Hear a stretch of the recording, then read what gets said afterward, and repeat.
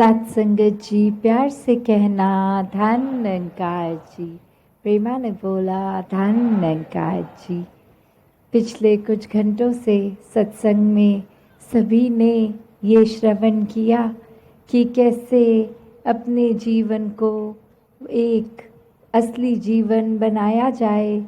ये छोटी मोटी बातें, ये आपसी मनमुटाव, ये नज़र जो भेदभाव दिखती है, ये ऐसी दृष्टि से खुद को मुक्त किया जाए, एक दूसरे से सिर्फ प्यार का रिश्ता बनाया जाए, एक दूसरे में परमात्मा के दर्शन किए जाएं। और ऐसा ही संदेश भक्तों ने युगों युगों से दिया है कि इस संसार में आकर अपने जीवन को सुहेला कर लो, ये जीवन में इस परमात्मा की प्राप्ति कर लो, ये ब्रह्म ज्ञान द्वारा अपनी असली पहचान कर लो।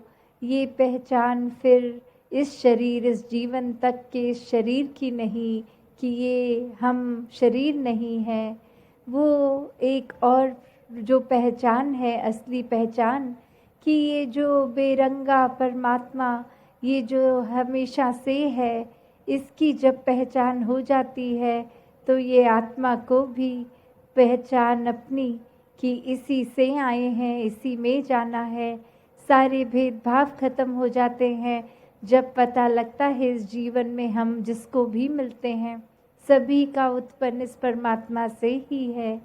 तो जब ऐसी पहचान असली हो जाती है तो जीते जी जहाँ अपना जीवन भी एक खुशनुमा जीवन बन जाता है, एक दिल में मोहब्बत, प्यार, सत्कार, आदर, इससे एक अपने दिल को हर कोई भरपूर कर लेता है।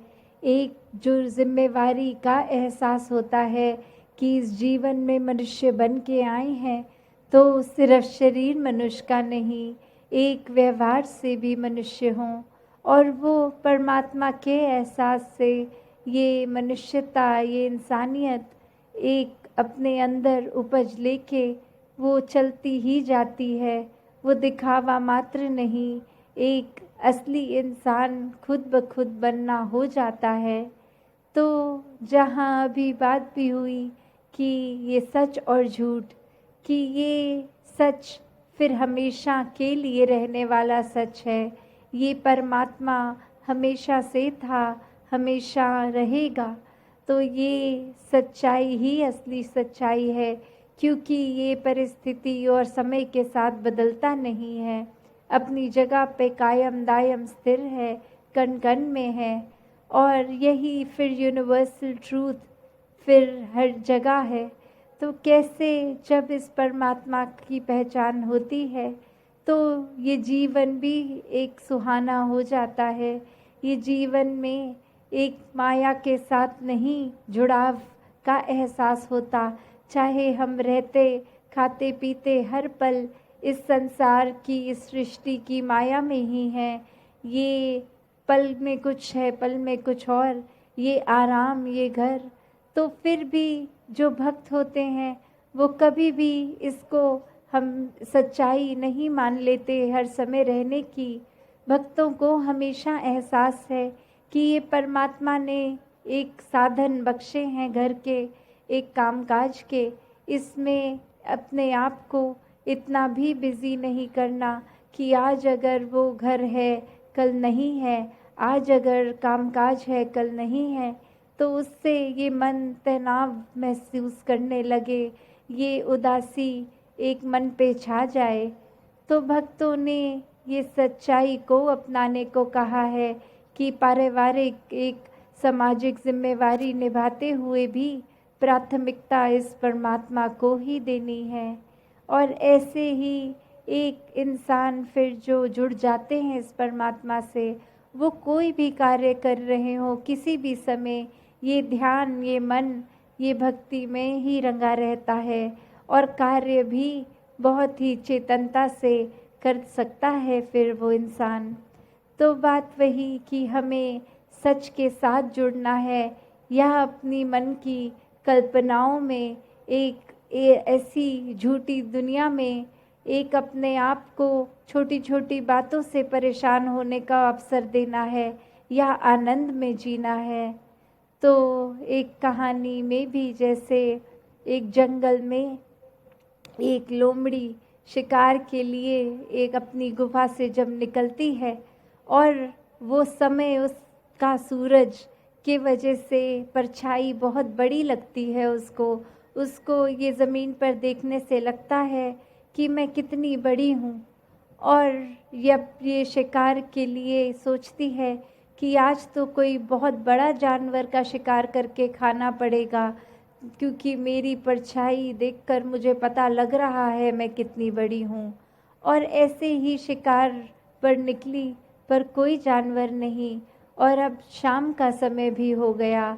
अब सूर्य की दिशा कहीं और अब वो अपनी परछाई की ओर देख रही है तो वो इतनी छोटी, और अब वो भूख से भी जहाँ परेशान, पर ये नतीजा निकालती है कि इस समय मेरी परछाई तो बहुत छोटी है, अब तो एक चूहा भी मिल जाएगा तो मेरा पेट भर जाएगा। तो बात इसमें क्या कि ये संसार में हम भी उसी प्रकार चल रहे हैं। आज अगर कुछ 2-4 व्यक्ति उनके साथ उठना बैठना हो गया और उनकी जीवन की सफलता की परिभाषा अगर बड़े घर, बड़े गाड़ी, बड़ा जॉब इत्यादि, तो हमारा भी परिभाषा वो एक भेड़ चाल में बन जाती है वही, कि हमें लगता है आज हमें भी बड़ी गाड़ी चाहिए, ये ही एक हमारा पेट भरेगा इससे। एक ये नियत में ही फिर वो बात नहीं कि परमात्मा ने जहाँ काम किया है मेहनत करके, एक जो भी गाड़ी जितनी जेब में एक अलाउ करता है वो बजट, पर एक लालच जब आ जाता है कि चाहे साधन कम है फिर भी एक बेईमानी से चीज़ों को, धन दौलत को हासिल करना, तो ऐसा तो परमात्मा ने कभी नहीं चाहा कि इंसान आपस में ही छल कपट करें।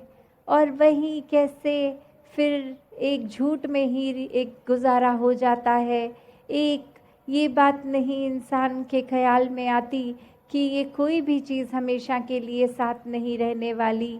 आज जो चीज़ नहीं है उसका बहुत ध्यान रखता है इंसान, कल वही पुरानी हो जाती है तो उसके प्रति लापरवाही, तो उसी से अंदाज़ा लग जाता है कि ये हर समय नहीं वस्तु काम आने वाली, ये अपनी इम्पोर्टेंस उसकी हर समय की नहीं बनती।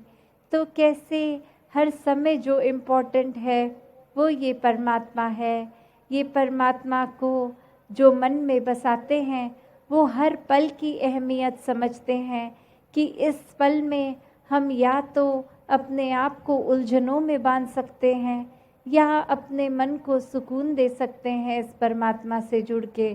तो बात वही, जिनको इस परमात्मा के प्रति प्यार हो जाता है वो फिर स्वयं अपना जीवन एक सुधार के रास्ते पे ले चलते हैं।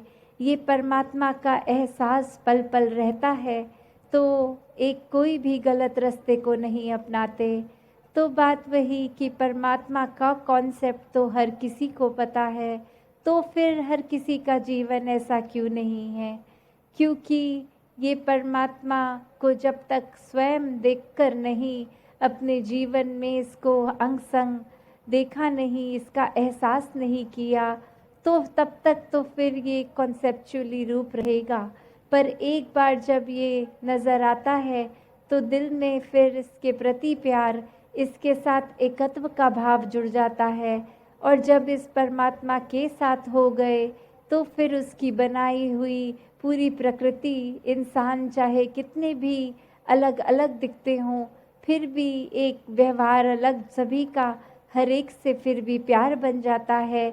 जब इस एक परमात्मा से प्यार तो इसकी पूरी रचना से प्यार, तो ऐसे फिर मानवीय गुण जीवन में उतर जाते हैं। तो हर एक जहाँ अपने जीवन में प्राथमिकता इस परमात्मा को ही देता जाए, तभी ये सत्संग, सिमरन और सेवा का महत्व, कि हम दुनिया में पूरा दिन अगर कहीं भी हैं, कैसा भी प्रभाव ले रहे हैं, तो सत्संग आके फिर संतों की बातों को श्रवण करने का अवसर मिलता है, फिर अपने आप को वो सेल्फ करेक्शन मोड पे हम डाल सकते हैं, खुद का सुधार कर सकते हैं। मन में इस परमात्मा के प्रति ये सुमिरन भाव, एक अपने दिल का नाता इस परमात्मा से जोड़कर, एक सेवा भाव भी फिर एक वाहवाह लेने के लिए नहीं, एक मन को समर्पित करके पूरी ह्यूमैनिटी के लिए वो भाव होता है, तो अहंकार भी खत्म हो जाता है और बस प्यार ही प्यार रह जाता है। तो ये भाव हर समय भक्तों के होते हैं, ऐसा जीवन हर कोई जिया जा सकता है।